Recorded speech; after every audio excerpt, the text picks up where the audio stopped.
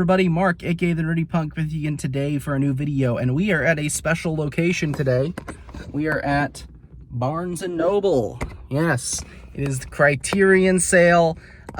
Finally decided to make a in-person trip. Had to take a little bit of a drive. Closest Barnes & Noble to me is about an hour and a half or so.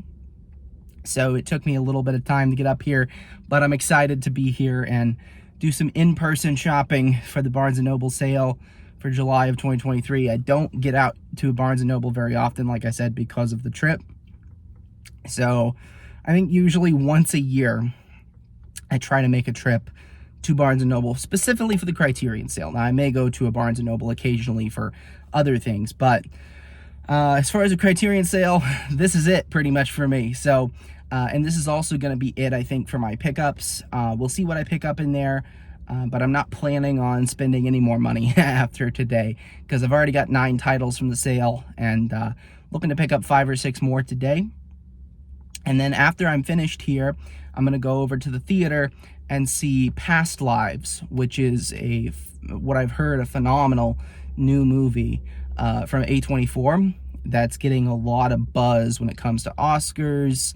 Obviously, we're a long way out from that, but Everything Everywhere All at Once last year, that was an early movie that got tons of buzz and eventually won. So who knows? It could be our Best Picture winner here, maybe. Knock on wood. Anyway, I'm going to head into Barnes & Noble, take you guys with me, get ourselves a cup of coffee, and peruse the Criterion collection. Coffee has been acquired, and we are at the Criterion section here. Pretty decent selection. Not huge, but decent, so let's see what we can find. So they actually have both versions of In the Mood for Love, which is kind of cool. This is the older Blu-ray, and then this is the 4K. Big difference here is that the 4K has a different color grading, which I haven't seen the original, but they do actually have different cover art, which is kind of cool. I don't need either one of them, but interesting.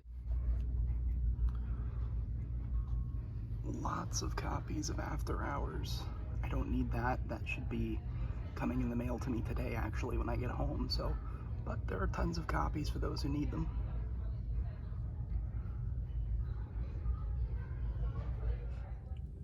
Alrighty, fresh out of Barnes & Noble, and I do have a stack of 6 titles. Of course, they're all falling over right now. 6 titles here. Some really interesting stuff. I'm very excited to go through it with you guys and watch these, check these out. So, first title here is a documentary. It's called Paris is Burning. And I just very recently heard some things about this, really good things. And it's a very intriguing story. It deals basically with the kind of African-American Latino drag queen community in New York City in the 1980s. Very interesting story, it sounds like. So I'm really excited to watch this and check this out. Fun fact, for those of you who don't know, if you go to a physical Barnes & Noble location, of course, they have this sticker here with the price tag and everything. Up at the very top, there's a date. And that date is when this location got this movie in stock. So you actually have a fun way of knowing how long that movie has been sitting on the shelves. And I get this weird kind of, I don't know, excitement, I guess, about a movie that's been on the shelves for a long time. This one, I think, came out relatively recently. Yeah, it's Spine 1018 and from 1990. So this one was probably, when it released, was when it came to this Barnes & Noble location. It was from 2020. So excited to watch this one. Next one here, this is a new release. And I was really excited about this when I read the synopsis of it. I like the director, and I'm excited to see some of his work come to Criterion. And this is Medicine for Melancholy by Barry Jenkins. I've never seen this movie, but this was his first feature film. And he is the one, of course, who directed Moonlight. And I really love that movie. Fantastic movie. Great Best Picture winner. So I'm very interested in seeing this. And the synopsis sounds really, really cool. It's what they call a lo-fi romance. So I'm really interested to see what that means. Set in the backdrop of San Francisco.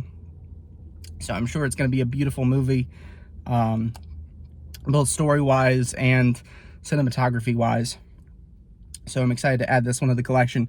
Spine 1183 from 2008.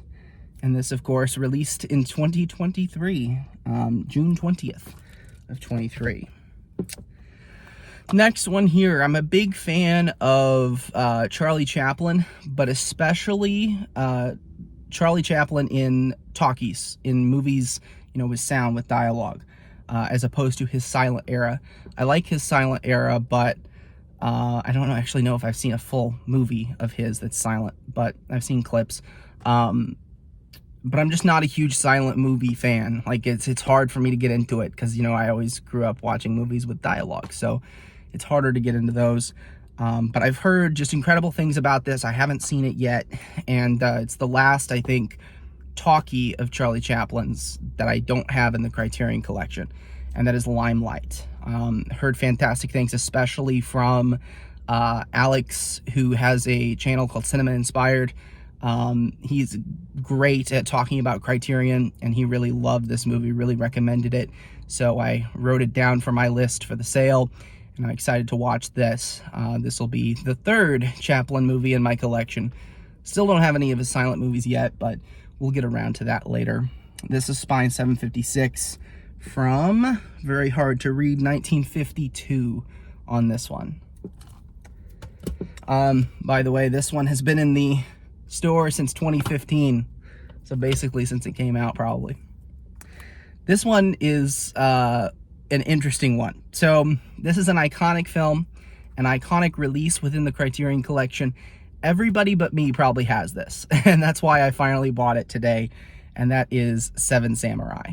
Classic film from Akira Kurosawa. It's Spine number 2 in the collection, from 1954, and such an influential movie.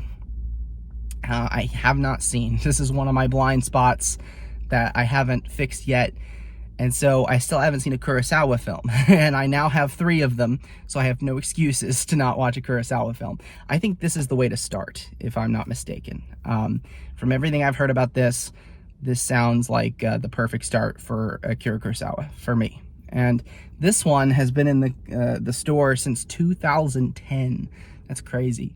This movie's been there for over 10 years, finally coming home with me. Paying no attention to the 30% off sticker. All of them are 50% off, but really happy with this one.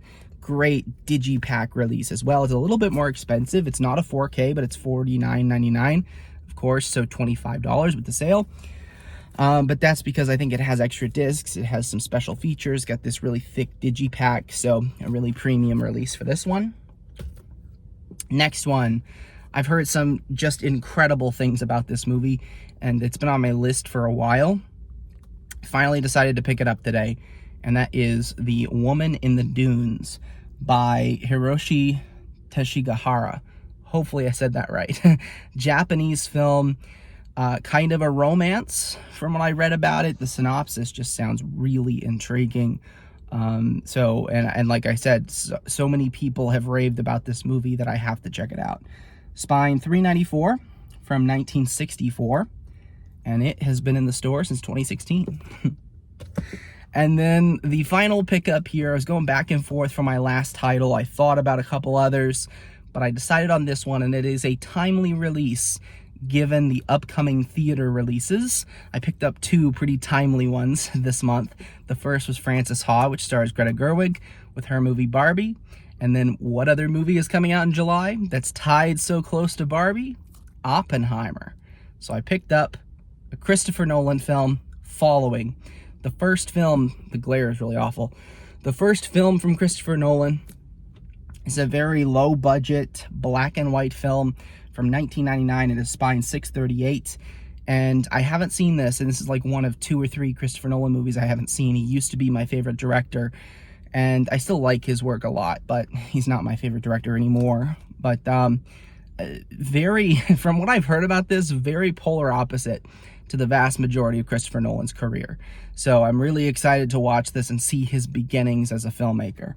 It's only 70 minutes as well, so a very quick watch. So that'll be good. Sometimes, you know, you want to watch something quick that's not going to take, you know, too much of your time because you just don't have time to watch those 3-hour, 4-hour long movies. So I love a 3-hour, 4-hour long movie, don't get me wrong, but sometimes it's nice to have something short. This one has been in the store since 2012, by the way, so another one that was in there for 10 plus years. Alrighty, I don't know if anybody else gets enjoyment out of that, but I do. That's the haul. That's probably the final haul for July of 2023 for me. Not going to completely rule out going again because there is a rewards type program with Barnes & Noble. According to the guy in there, I could get a $10 discount next time I come in. That would basically get me a title for 10 bucks. Maybe I'll pick up one more. I don't know. $10 is a hard deal to pass up, but we'll see. For now, we're done with the Barnes & Noble Criterion sale. I hope you all have had an incredible sale. Let me know down below what you guys are picking up in the sale. And just a fantastic...